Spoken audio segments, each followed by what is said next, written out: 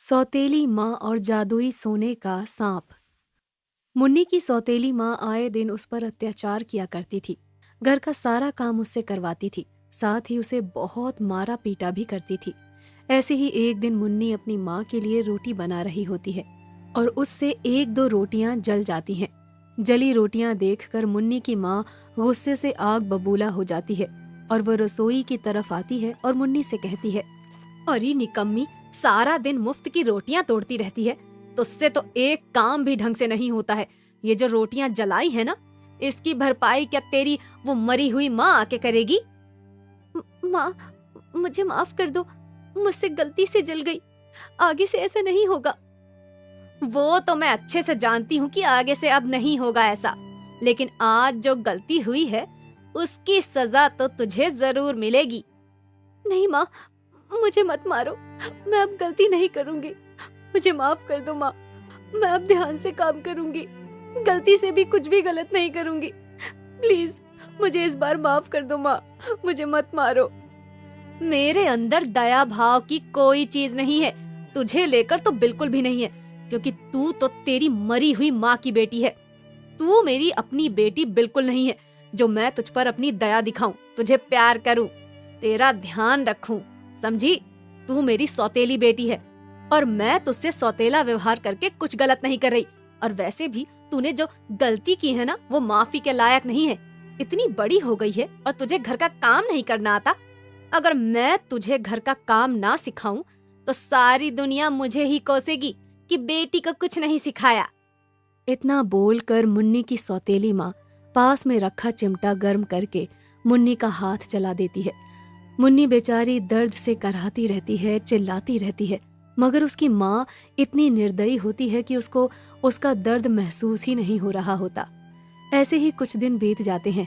ऐसे ही एक दिन मुन्नी गांव के कुछ बच्चों के साथ खेल रही होती है।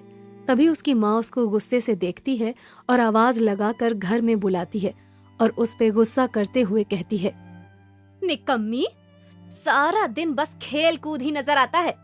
तुझे घर में इतना सारा काम है, ये सब कौन करेगा? तेरी वो मरी हुई माँ। माँ, आप मुझे मार लो, पीट लो, मगर मेरी माँ को कुछ मत बोलो। ओहो, बहुत बुरा लग रहा है माँ के लिए ये सब सुनकर, हाँ? इतना बोलकर मुन्नी की माँ उसको डंडे से बहुत मारने लगती है। मुन्नी को मार मार कर उसकी माँ उसकी हालत खराब कर देती है। बेचारी मुन्नी रो रो कर खुद का बुरा हाल कर लेती है। बेचारी मुन्नी को अपनी माँ का अत्याचार आए दिन सहना पड़ता है। ऐसे ही एक दिन मुन्नी की माँ अपने कमरे में बैठे बैठे कुछ योजना बना रही होती है और वो खुद से कहती है, इस मुन्नी की बच्ची का कुछ न कुछ तो करना ही होगा।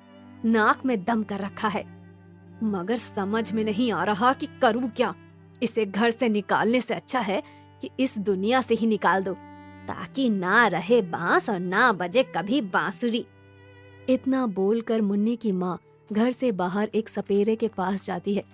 वहां से एक जहरीला सांप लेकर आती है और उस सांप को लेकर मुन्नी के बिस्तर पर छोड़ देती है और खुद घर से बाहर चली जाती है। थोड़ी देर बाद मुन्नी घर का काम निपटाकर अपने बिस्तर पर बैठने आती है। तभी उसका हाथ उस सांप के ऊपर जाता है, लेकिन मुन्नी उससे डरती नहीं है, बल्कि उस सांप के आगे हाथ जोड़कर उससे माफी मांगते हुए कहती है, हे नाग देवता, मुझे माफ कर देना, मुझसे बहुत बड़ी भूल हो गई है। अभी अनजाने में आपको मैं चोट पहुंचा देती, मुझे माफ कर दो।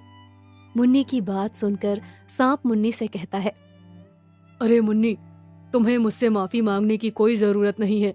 और हाँ, मैं एक जादुई सांप हूँ और मैं तुम्हारी मदद करने आया हूँ। मेरी मदद? लेकिन आप मेरी क्या मदद करोगे? मुन्नी, मैं अच्छे से जानता हूँ कि तुम्हारी माँ तुम्हारे साथ कैसा व्यवहार करती है। आए दिन तुम्हें मारती है, पीटती है, यहाँ तक कि कई कई दिन तक तुम्हें खाने को भी कुछ नहीं देती।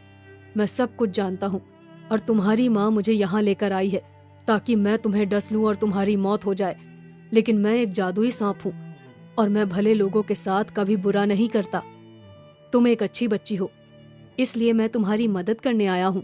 मैं तुम्हें कभी भी नुकसान नहीं पहुँचाऊंगा, बल्कि मैं बुरे लोगों को हमेशा नुकसान पहुँचाता हूँ ताकि उनको उनके कर्मों की सजा मिल सके। ऐसे ही कुछ दिन बीत जाते हैं। मुन्नी की माँ को समझ में नहीं आता कि सांप ने मुन्नी को क्यों नहीं काटा। ऐसे ही मुन्नी सांप के साथ खेला करती, उससे बातें किया करती और उसके साथ समय बिताया करती। लेकिन वो सांप सिर्फ और सिर्फ मुन्नी को ही दिखाई देता। उसकी माँ इस बात से अनजान थी कि वो उसके लाए हुए सांप के साथ बातचीत करती है या समय बिताती है। ऐसे ही एक दिन वो जादुई सांप मुन्नी को एक सोने का अंडा देता है। मुन्नी बहुत ही मासूम होती है। वो ये सोने का अंडा ले जाकर अपनी माँ को दे देती है और अपनी माँ से कहती है, माँ, ये देखो, सोने का अंडा। ये अंडा उस जादुई सांप का है। जादुई सांप का अंडा, वो भी सोने का? मुन्नी की सौतेली माँ थोड़ी देर शांत हो जाती है और उसे समझ में आ जाता है कि ये वही सांप है जो वो घर में लेकर आई थी। मुन्नी की माँ होती तो बहुत ही लालची किस्म की औरत है। वो झट से मुन्नी के हाथ से अंडा छीन लेती है और उसे अंदर भगा देती है। थोड़ी देर बाद मुन्नी की माँ अंडा लेकर एक सुनार की दुकान पर जाती है। तभी रास्ते में वो जादुई सांप आता है, उसकी माँ को काट लेता है। मुन्नी की माँ जमीन पर गिर जाती है और तुरंत दम तोड़ देती है। ऐसे ही समय बीतता है और मुन्नी जादुई सांप के साथ रहने लग जाती है। धीरे धीरे मुन्नी अब युवा अवस्था में आ जाती है। वो जादुई सांप हमेशा के लिए मुन्नी के साथ रहता है, उसके हर सुख दुख में उसका साथ देता है। वो जादुई सांप हमेशा मुन्नी को एक सोने का अंडा दिया करता, जिसे बेचकर मुन्नी अपना पेट पाला करती और अपने जैसे गरीब लोगों की मदद किया करती थी।